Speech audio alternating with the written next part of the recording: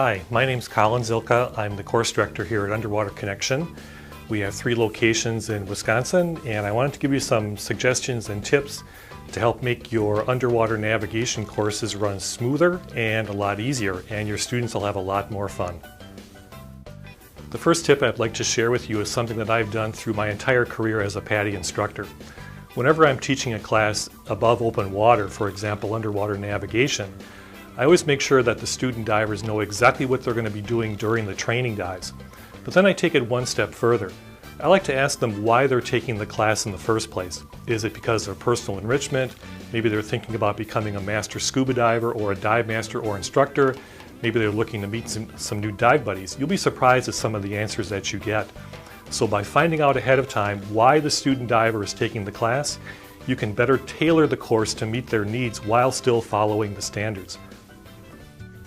The next tip I'd like to share with you is something that's pretty basic, and that is before getting in the water, sometimes a review of the compass parts and compass operation are pretty important, especially if you have someone in your class who hasn't been diving in a while, maybe is a brand new diver, just recently certified.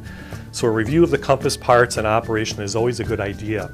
This also lends itself to a good discussion of not only analog compasses, but as you probably are aware, a lot of the newer dive computers now have digital compasses built into them. Who knows, you might end up selling a dive computer with a digital compass after this class too. You'll also want your student divers to practice on land, either in the parking lot, at the dive site, or at the dive center, whichever is more convenient. This allows the student divers to practice with their compasses, get used to how they work, and it's a lot easier sometimes to correct mistakes in the parking lot than it is in the water and trying to chase somebody down underwater to correct their mistakes. You'll also want to make sure that you build in some practical application suggestions as to why they're actually doing that particular skill in the course. For example, when would a student diver actually use a multi-leg pattern, or when would they use a square pattern? This builds into the topic we talked about earlier, the pre-dive discussion. This makes your courses a lot more fun, a lot more interesting, and remember, application equals value.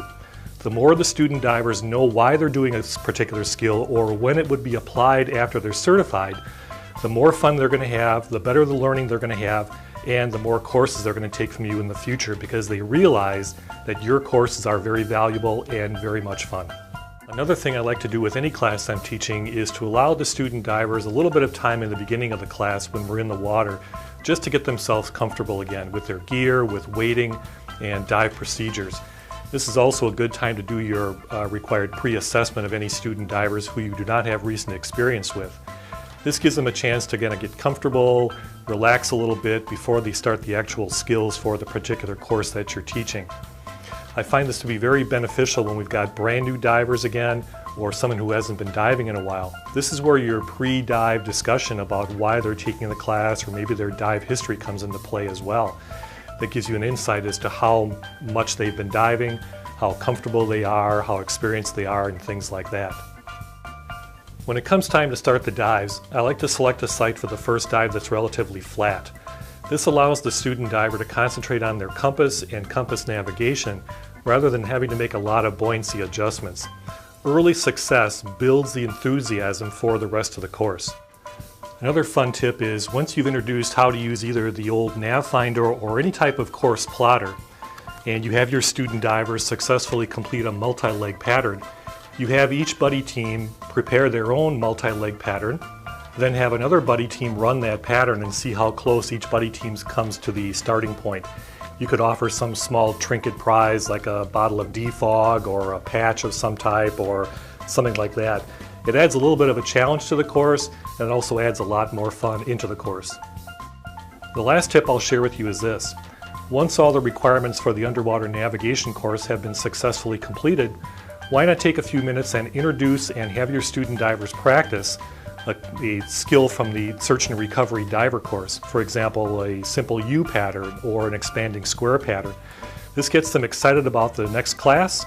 And the important thing to remember though is that we want to make sure that this is done only after the course requirements have been completed successfully and your student divers have enough air and bottom time remaining.